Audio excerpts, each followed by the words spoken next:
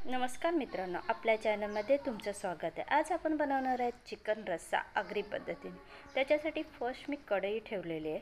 कढईमध्ये तेल टाकायचं आहे। तेल चांगलं गरम झाल्यानंतर ह्याच्यामध्ये मी आला लसूण मिरचीची अशी चांगली एक पेस्ट बनवलेली, ती पेस्ट मी ह्याच्यात टाकून चांगलं असं परतून घेतलं आहे। त्याच्यानंतर त्याच्यात सर्व मसाले जसं चवीनुसार मीठ, हळद, गरम मसाला, मिरची पावडर आणि मी काश्मीरी चिल्ली पावडर टाकलेली आहे। आता हे चांगलं असं परतून घ्यायचं आहे तेलामध्ये। परतल्यानं एक गोष्ट लक्षात ठेवायचं का आपली गॅसची फ्लेम कमी असायला हवी। आता ह्याच्यामध्ये आपल्याला ॲड करायचं आहे चिकन। मी चिकन दुकानातून आणून स्वच्छ असं धुवून ठेवलेलं। आता हे धुतलेलं चिकन मी ह्या आपल्या ग्रेव्हीमध्ये ॲड करत आहे। ॲड केल्यानंतर आपल्याला हे चिकन चांगलंच असं परतून घ्यायचं आहे।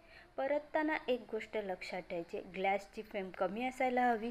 आणि आता हे बघा, मी चांगलं असं परतते का जेणेकरून जे काही मसाले मी तेलात टाकले होते ते सर्व मसाले ह्या चिकनच्या पीसला चांगले असं ॲड होईल। ॲड केल्यानंतर आपल्याला एक वरती ताट ठेवून त्याच्यावरती आपल्याला थोडंसं पाणी ठेवायचं आहे। 5 मिनिटानंतर चेक करायचं आहे, चिकनला पाणी सुटलेलं आहे। वरती जे आपण ताटात पाणी ठेवलेलं आहे ते सर्व पाणी आपण चिकनमध्ये ॲड करायचं।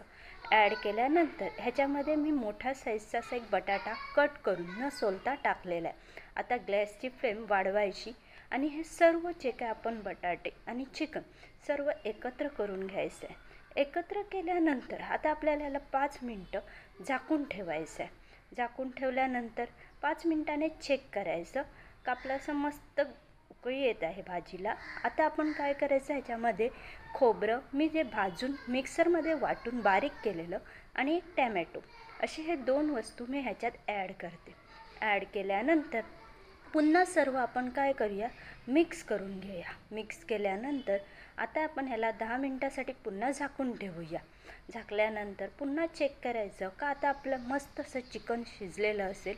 चिकन पण शिजलं आहे आणि बटाटा जर तुम्ही बघितलं तर मस्त बटाटा पण आपला काय झालेला आहे, शिजलेला आहे। आता आपल्याला काय करायचं, याच्यामध्ये आवडीनुसार आपला एक चिकन मसाला ॲड करायचा। कुठलाही तुम्ही दुकानातनं आणा आणि ॲड करा। ॲड केल्यानंतर पुन्हा आपण सर्व असं मिक्स करून घेऊया। मिक्स केल्यानंतर आता आपले मस्त असं झणझणीत रस्सा चिकन तयार आहे। आता आपण गॅस बंद करून ह्याच्यावर मस्त अशी हिरवी कोथिंबीर घालून आपली डिश रेडी करूया।